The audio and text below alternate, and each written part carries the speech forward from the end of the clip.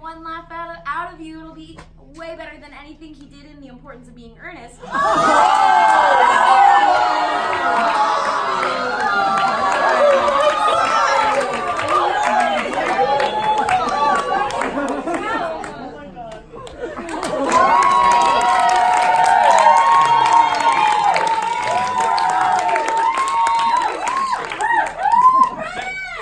That's enough. So before I really get down and dirty here, I want to talk about this thing that's going on in my sweater. This is in fact Santa Claus. He is naked. There's a package in front of his package. The sweater itself is lighting up in case you couldn't see it. And at the top it says one night only. And I imagine the one night is the night of Christmas Eve going into Christmas, but considering like the alcoholic nature and the sexual nature, I don't know what it's implying happens in that one night. I'm pointing this all out because I'm probably not going to be funny up here, so if you want to chill out and laugh, look at the sweater, have a good laugh. I won't know if you're laughing at it or my voice, and then everybody wins. So, I'm happy to see you here. I see a lot of my friends here, and this is new for me. I grew up not having any friends. I was very weird. I still am. But here's the thing. Children beat me up a lot less often now.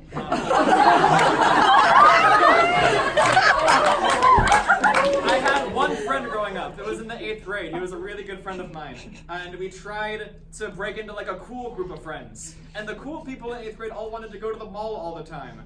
We didn't really get that. We didn't really get shopping. You couldn't tell by my fashion sense of naked Santa and worn out New Balance sneakers. I'm not one for shopping. So we'd go with them. And we would try to hang out, but we didn't know what to do. We didn't like to shop. So naturally, as 14-year-olds like to do, we'd go to furniture stores and sit down. Our most frequent store was Brookstone. Brookstone fans, thank you. We went there so often we were on a first-name basis with the cashiers. There was one guy named Timothy. We were really cool with Timothy. One day we go there, and I vividly remember sitting down and saying out loud, "All right, Timothy, tell us a story." Which looking back on it is like super depressing. Imagine working at Brookstone for one, and then every weekend the same children come into your store and they beckon you to entertain them. But Timothy was really nice. Timothy conceded, and he told us his favorite story about working at Brookstone. And bear in mind, this is his favorite story about working at Brookstone. I'll get back to that. Timothy tells us that one day he's just working there, minding his business, when this Asian family comes in. And I want to take a pause real quick. I will finish the story, and you will realize that it's not relevant at all that the family was Asian, and to this day I don't know why he included that detail. Anyway, so he's helping out this Asian family, like look at Tempur-Pedic pillows or some shit that's at Brookstone. And this other guy walks in. So he's helping the family, and this guy walks in, and he finds these tower fans. And he's looking at them. Y'all know what a tower fan is? Yeah. Sweet. So he's like really into the tower fans, looking at them. Timothy's helping the family. All right, and then this guy just like takes one. So if you see where this is going, he trucks the entire Asian family. He runs out of the store, through the mall. There's 2 people holding doors open for him to go to the parking lot. He runs into the parking lot, tower fan in hand. There's a van waiting for him. Its back doors are open. He jumps into the van. The door's closed. Van peels out. He's never seen again. Let's talk about this a little bit. So this guy walks into a Brookstone on a mission. I thought, what if he decided to do it in the moment? But that couldn't have happened. He had help. It was planned. So I like to think, why did he do it? Maybe he was auditioning for a band of thieves. He was going to the meetings every week.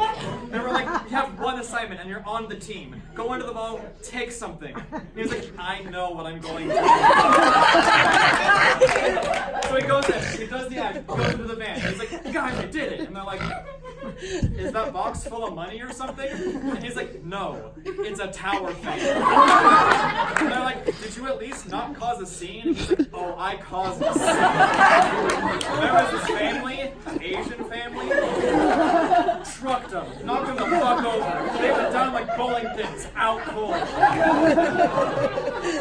So again, didn't have friends growing up, went to Brookstone. What else do you do when you don't have friends? I read a lot of books. I liked reading.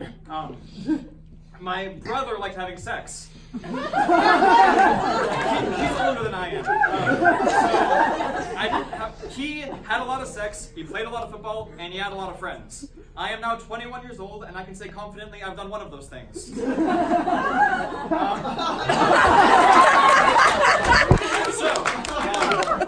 What he would do when he used the house to bang is he would drive me to a coffee shop so I could read. I think that's really classy. Not everybody is as classy as my brother. You might not know this about me, but my first semester of college, I went to a different school. I went to NYU. And while I was there, I had these roommates, and they weren't as classy as my brother. I had this one roommate named Brian, who he was incredibly socially awkward. He always kind of talked like he wasn't sure if you were listening, but he was afraid to make eye contact at the same time, so he would look directly away from you. He's looking here, and his hand was here. So he'd be like, oh, there's a story about my mom, and then he'd be like, and anyway, I was like, all right, so Brian's pretty weird, but okay, he's a nice guy.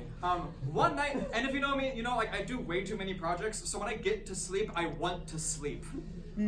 I go to sleep one night, and at 3 a.m. I wake up to the sound of what I think is a dog licking peanut butter off the top of its mouth.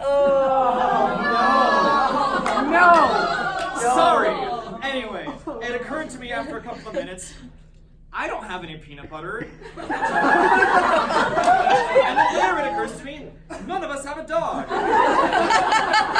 A few more minutes into it, I regrettably hear a woman's voice go, oh, Brian. And I'm like, fuck my life. This is happening. There's some things people think they can do quietly, and like, okay, so like eating chips quietly in a lecture hall, and then nobody will hear you, right? Sex is the same way. Everybody will hear you. It will wake you up, and it's monstrous. So I'm sitting there awake, and I'm like, okay.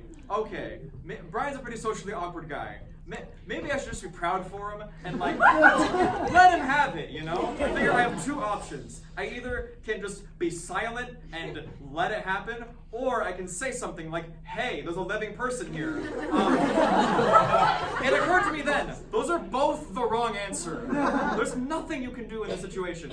Being like the nervous fool I am, I just pretended to be asleep, thinking it would last about 5 minutes. It went on for like 45 minutes. Because socially awkward Brian has got stamina. They finally finish, and I'm like, praise the Lord, I'm going to sleep. But I don't know if this ever occurred to you, but then came the pillow talk. You might think that pillow talk is sweet, but if you're not the one involved in it, it's stupid. You think it sounds like Romeo and Juliet, but it actually sounds like Troilus and Cressida. And if you get that joke, I'm sorry, you're like me and didn't have friends growing up. Anyway, it's nasty and weird. You hear stuff like, baby, I love you. Baby, you make me so happy. And I'm like, baby, shut the fuck up.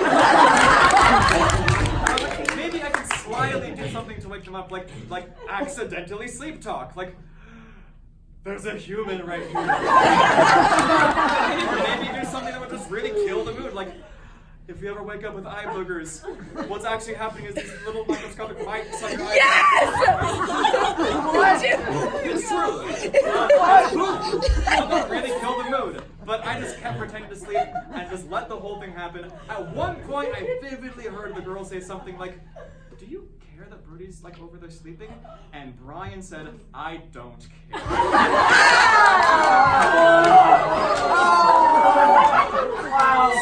So I want to leave you with that tonight, and just so you know, if you go home and have sex, make sure no one else is in the room.